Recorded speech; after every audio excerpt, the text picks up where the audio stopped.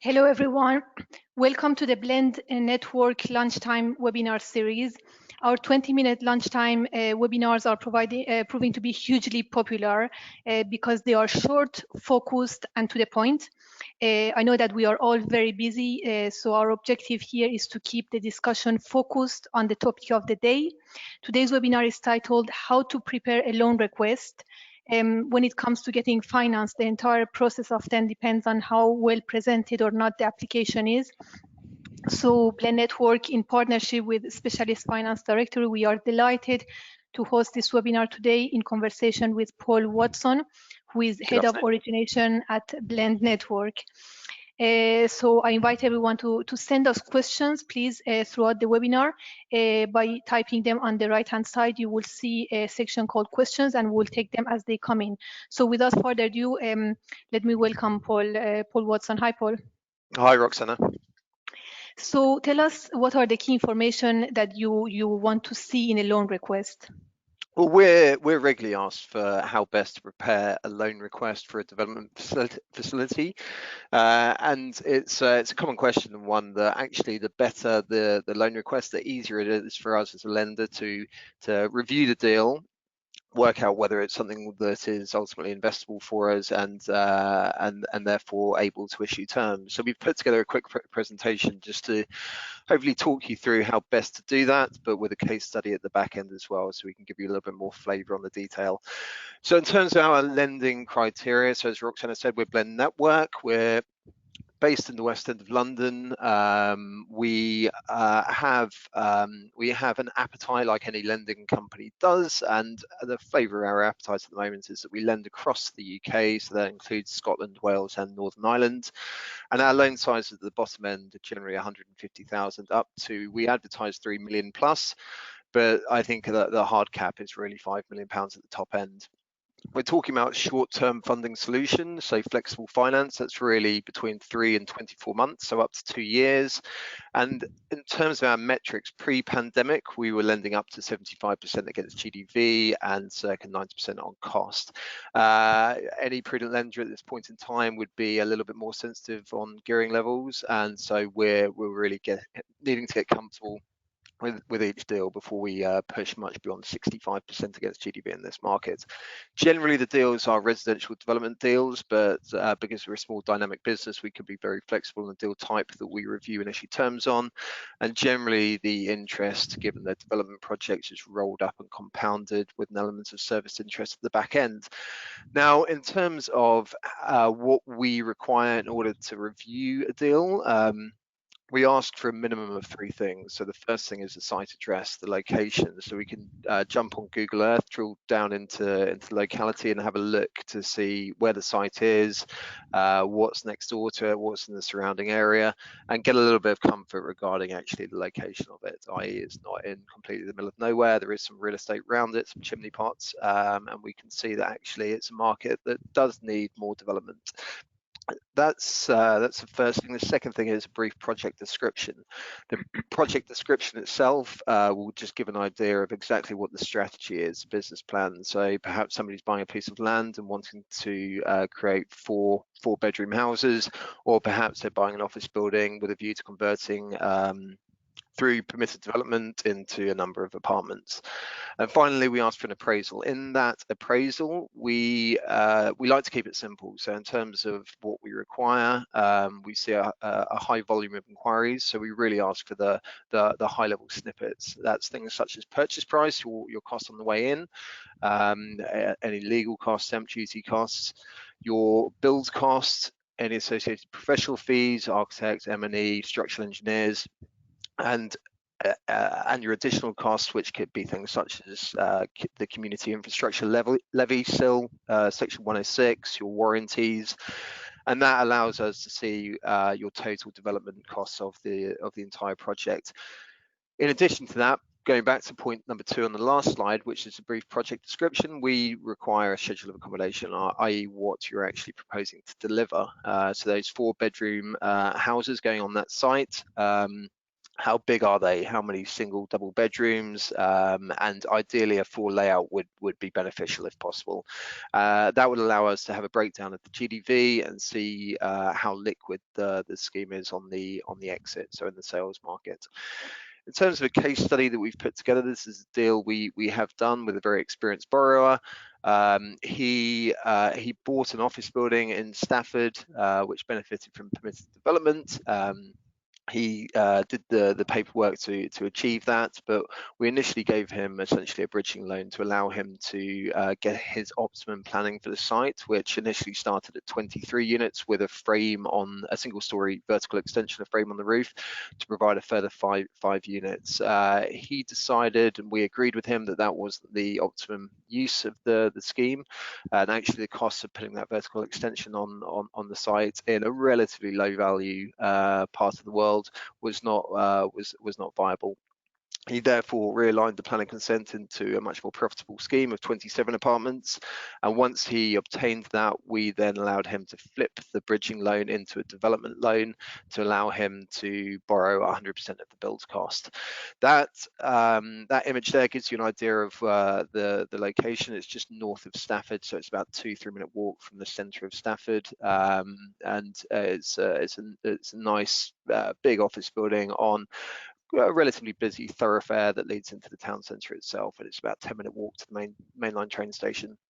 This slide gives you schedule of accommodation, so a breakdown of the units: 3 studios, 21 bedders and 4 2-bedders. Again, all the right sizes to be able to achieve, we hope, a very liquid exit. In terms of the financials of the project, on the way in, he paid 775,000 for the office building. His stamp duty and legals amounted to some 30,000. So his purchase costs on a gross basis were just over 800,000 pounds. He's got a third-party main contractor on a JCT contract at 1.44 million. So I'm just jumping to the bottom here, with professional fees and a loan contingency within that as well. So his total development costs before fees and loan interest was just shy of 2.5 million pounds. Again, just going back to the profitability of the scheme, there should be a 640,000 profit in it, which equates to a circa 26% profit on cost. Again, certainly a project, given the experience of the borrower and his track record. The exit is one we consider to be particularly liquid, and it's certainly a scheme that hits our profit metrics, which is generally a minimum of 15% profit on cost. So that's one we expect him to do very well out of, and we were delighted to be able to assist. In terms of the ratios on it, we split the development facility into multiple tranches. He pays interest on loans raised for the amount of time they're raised for. The initial loan tranche number one was 700,000, which we put onto our platform with associated paperwork, a paper that we write internally called an information pack, and the valuation and the loan, we were absolutely delighted, was funded in less than 2 working days. So that was a great result for us and for him. We've actually since put his second loan tranche onto the platform, which was £450,000, which was funded in a single day. In terms of loan to cost, we were up at 84%. Loan to GDV on a net basis was just over 60%. And again, fit within our credit policy parameters of a deal that we could advance. So this slide gives you the land stack and the finance stack. So it gives you a snapshot of both sides of the equation, just the property level costs and the finance costs. So we advanced him a loan of 1.95 million. He put in the thick end of £500,000, and we enabled him to actually gear the project relatively high. And I think the key thing on this one was that we issued terms pre-pandemic. So when we issued terms on the development facility, COVID-19 wasn't something that was a concern to anybody in this country at the time. Hindsight's a wonderful thing. Obviously, it changed immeasurably, but we completed that loan on the same terms, which he was delighted by, in May 2020, so during the pandemic. So to get the funding that quickly and to honour the terms that we issued, whilst the world was getting itself into a muddle with many of our competitors reining in their gearing sizes, was an absolute delight for us. So we were pleased to get that one over the line, and I'm sure it will lead to a successful exit for him and for us and for the projects in the future. Just to go on from that, the next slide is really the journey from initial inquiry to completion, which is what it's all about. When are you going to get your hands on the money? Generally, from inquiry, once that hits our inbox, we'll look at it the same day, and if we need further detail, we will ask for that. If we don't, we've got sufficient information, we will run through the detail and see whether it's a project we can support. We will then issue terms. They may or may not be negotiated. We generally issue terms on as high gearing as we can and as low pricing as we can. We see an awful lot of these deals, so we want to make sure that actually we're being as competitive as we can be on them. If those terms are agreed by the borrower, we then ask for some kind of commitment to make the borrowers honest, to put their feet to the fire and say, look, we do want to proceed on this. Once we've got that, we go to our panel of professionals to obtain quotes for valuation, QS and legals. And again, once they're agreed, we advance it through the underwriting stage, which involves the QS and the valuer reporting to us formally. Generally, the entire process takes circa 4 weeks. We can do them a little bit quicker, but generally that's reliant upon how organised really the borrowers are in providing information to the professionals and to the lawyers. So we push them at our end. We don't want to sit on deals. We want to make sure they're pushed through to completion as quickly as possible. And one of the things that our borrowers do generally say about us is the service they get from us is extremely good, which has meant multiple deals from multiple borrowers in the past and people that will borrow from us again in the future. One of the things that borrowers should be aware of is we do list a loan on our platform, and that's with the pack that I referred to earlier, which effectively gives a summary of the deal, a summary of the borrower, their track record, a summary of the numbers, the loan structure, and of the project itself. Once we've listed it on the platform, our lenders get 24 hours to review the detail, and then the loan goes live. And once the loan goes live, it's then investable. So those lenders can choose to put in £1,000 upwards into that package. Once we've raised the capital and we've finalised legals, then we can complete. But generally 4 weeks from inquiry to completion. So what's the next step, Paul? The next Roxana, is if anybody is interested, we'd be absolutely delighted to hear from them. So we're open for business. We're keen to see more inquiries. That's where we are. So we're in the West End, just at Oxford Circus. That's our telephone numbers, or my telephone number, and our email address as well. But feel free to pick up the team. We're all in the office, and so the phones are ringing. We're picking up very quickly and responding very quickly. So if anybody's got anything, whether it's speculative or a real life example, we'd be delighted to help. So please feel free to contact us. Thank you. Thank you so much. Please send in your questions. As we still have a few minutes, so it'll be good to get your questions. Thank you so much for going through this. So since we still have a few minutes, what is the trends that you are seeing currently compared to the pre-COVID month? I would say, what are the trends or what are the differences that you are seeing in terms of the deals that you are reviewing? I think we're seeing, given the stamp duty holiday, we're seeing quite a bullish market, particularly in the region. So the outside London market really does seem to be going hell for leather at the moment. The market is incredibly buoyant, and therefore developers are wanting to access land deals and deals to borrow money, fund, and get through to complete and sale. So it's a huge opportunity. There is some cautious optimism about next year. And quite what will happen with the stamp duty holiday, whether that will be removed or ratcheted back in. My personal view is I don't think the government can remove it entirely. I think if that happened, the market would grind to a halt fairly abruptly at the back end of March.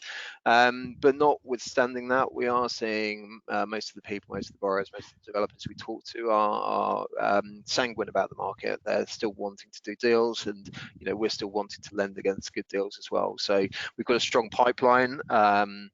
which we're very excited about getting completed. But like I said, we're open for business, and we believe in the fundamentals of property in this country. Yeah, thank you so much. We have a couple of questions. So the first one is about the contact details. So I put them on the screen again. If you have any deal that you're looking to fund, please email inquiries@blendnetwork.com. You can also visit our website blendnetwork.com and just call us, because we are in the office, and you can get through to us on the phone, and we are more than happy to help. If you are sending us a deal after this webinar, please put WEB01 on the subject, so we can know that you were on the webinar. We have a question, Paul. Can you please reiterate what you look for in regards to lending against GDV and minimum profit on cost? Yeah, so the the parameters we look for are really four things. So we look at loan to cost, loan to GDV, loan to value day one, and profit on cost. So in terms of profitability of the scheme, we'd expect to see a minimum 15% profit on cost. And in terms of our parameters, our credit parameters, we go up to 90% loan to cost. We're really capping out at circa 65% against GDV and day one value at the moment. There is potential to push that, and once we're much more